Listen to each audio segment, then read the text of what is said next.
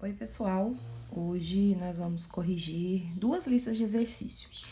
Vamos corrigir da semana 12 a 16 de abril, referente ao conteúdo de proteínas, e vamos corrigir da semana de 19 a 23 de abril, conteúdo referente a vitaminas, sais minerais e ácidos nucleicos.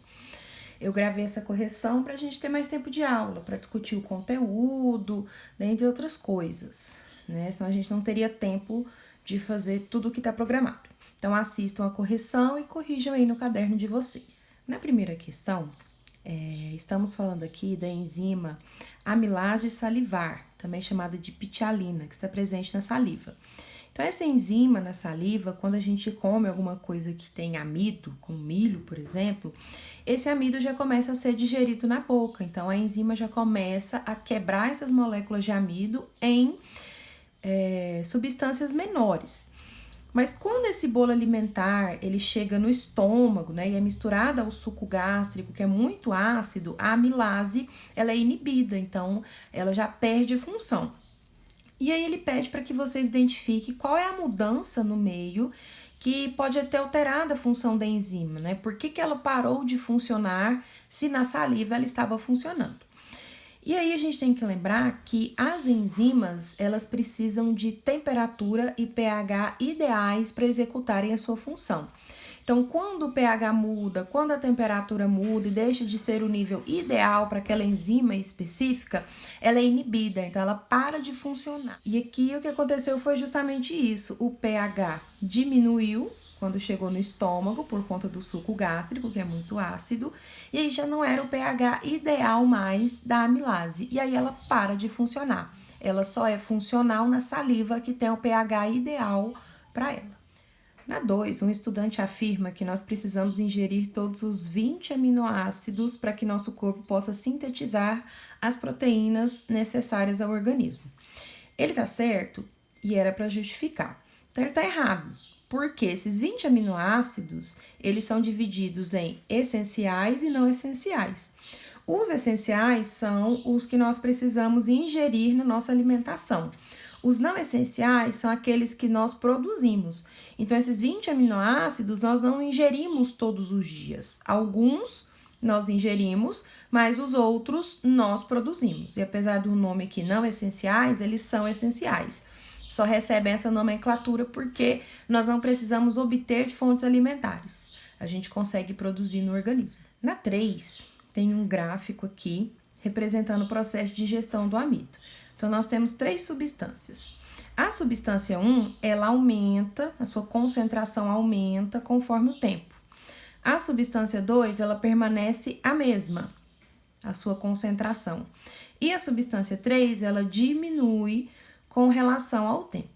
Então, a gente tinha que procurar uma alternativa que representasse melhor esse gráfico. O que a gente tem que levar em consideração? O 2 aqui, ó, vai ser a enzima que catalisa essa reação. Porque a enzima, a concentração dela não muda. Então, se eu tenho uma quantidade X no começo da reação, eu vou continuar tendo essa quantidade X, ela não é consumida. Se estamos falando da digestão de amido, o amido vai ser convertido em glicose. Então, quer dizer que no começo a concentração de amido é alta e de glicose é baixa. E aí, essa concentração é invertida. A de amido diminui, porque ele é quebrado, e a de glicose aumenta, porque ela é proveniente da digestão do amido. Então, o 3 aqui é o amido, que a concentração diminui, e o 1 aqui é a glicose, que a concentração aumenta. E aí, bastava procurar uma alternativa que fosse, né, conveniente a esse gráfico aqui. Então, seria a alternativa A. 2 representa a concentração de amilase, que é a enzima, que por ser uma enzima não é consumida durante a reação, então sua concentração continua a mesma. Por que os outros não são? Né? Ele fala 3 representa a concentração de glicose, ó. 3 diminui a concentração. Então, a intenção aqui é que amido diminua e glicose aumenta, porque você está quebrando amido em glicose. Então, 3 não é glicose, é amido, porque a concentração diminui.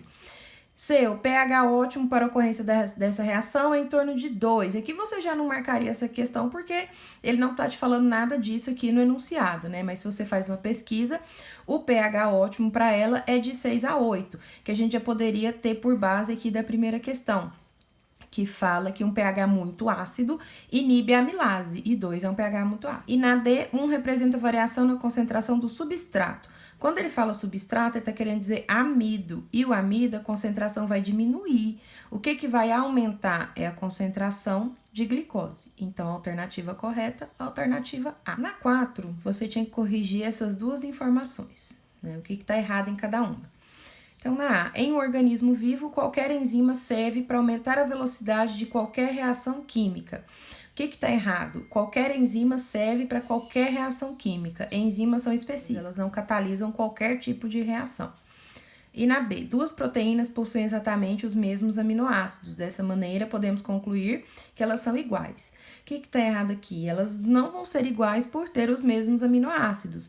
Eles podem ser distribuídos de maneira diferente, então a ordem desses aminoácidos diferentes implica em proteínas diferentes. Eles podem ter estrutura secundária, terciária, quaternária diferente, o que já implica em proteína diferente também.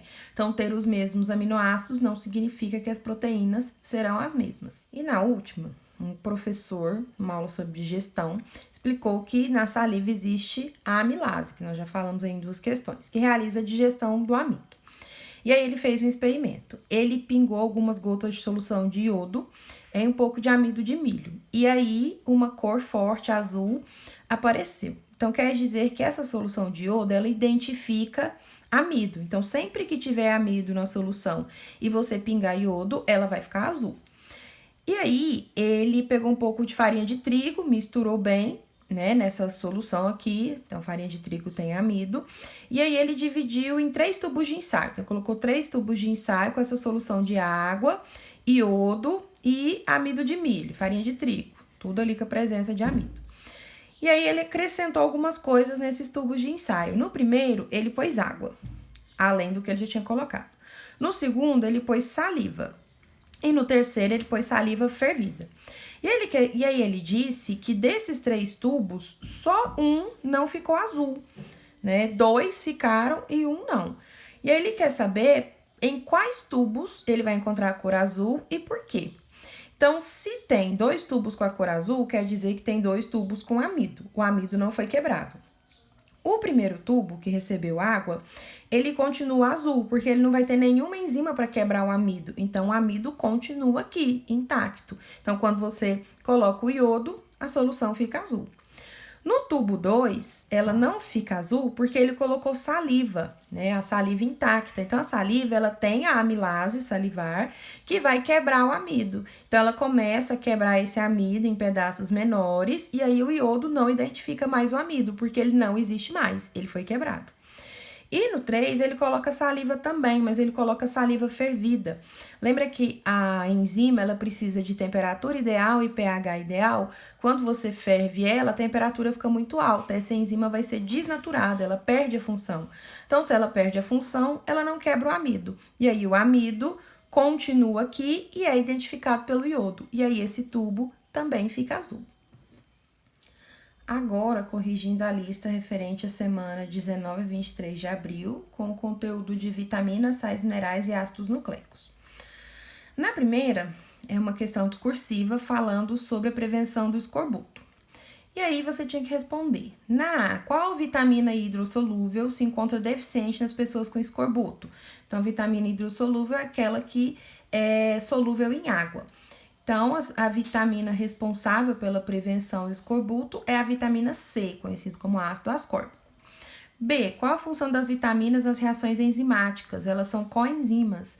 Então, as vitaminas se ligam a algumas enzimas específicas e elas são indispensáveis nas reações enzimáticas, né, em que elas são necessárias. Então, a enzima só funciona além do pH, da temperatura ideal, se ela tiver uma vitamina que vai desempenhar essa função aí de coenzima, vai ser um cofator para a ação enzimática. Na 2, você tinha que considerar aqui as afirmações sobre a osteoporose, que é perda de tecido ósseo, que acomete mais frequentemente as mulheres após os 50 anos. Então, Então, você tinha que considerar se estava correta ou incorreta.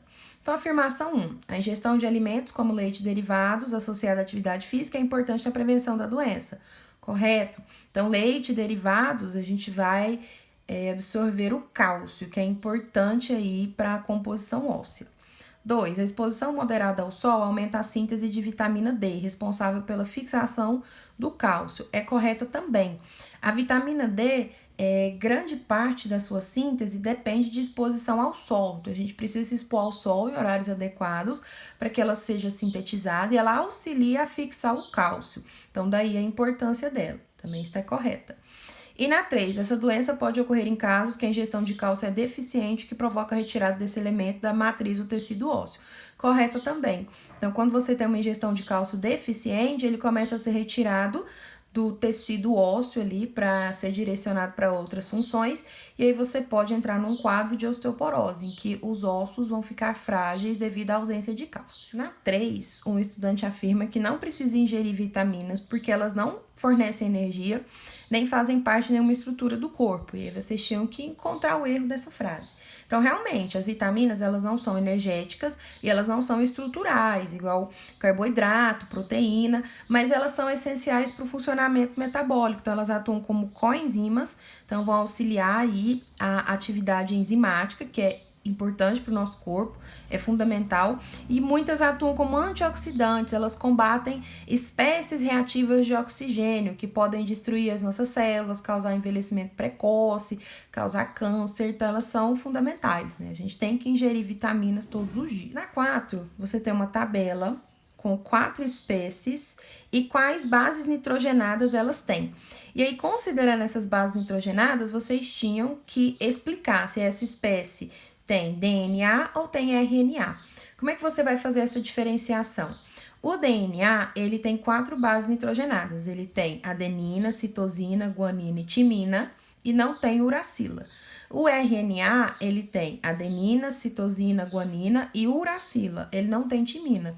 Então, sempre que tiver timina, você sabe que é DNA. E sempre que tiver uracila, você sabe que é RNA. Então, a espécie 1 não tem uracila, é DNA. A espécie 2 não tem timina, é RNA. A espécie 3 não tem uracila, é DNA. E a espécie 4 não tem timina, é RNA. Então, a alternativa B. E para finalizar, a 5 fala sobre a estrutura do DNA e o seu caráter semiconservativo na duplicação. E vocês tinham que justificar, né, contra a alternativa que justificasse por que a duplicação é semiconservativa. E para lembrar, como que o DNA se duplica? Essas duas fitas são separadas por uma enzima, e aí cada fita, ela recebe a ação da DNA polimerase, que produz uma fita, que é o complementar, com base nessa fita original.